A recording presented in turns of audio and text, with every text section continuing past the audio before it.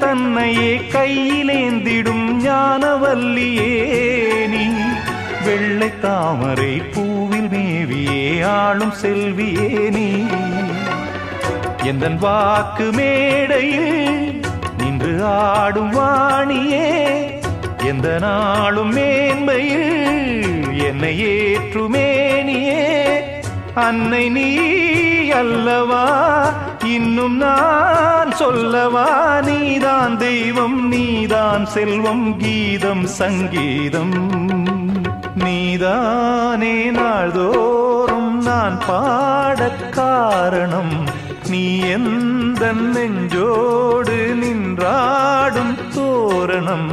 நீ இன்றி நான் பாட வேறேது கீர்த்தனம்.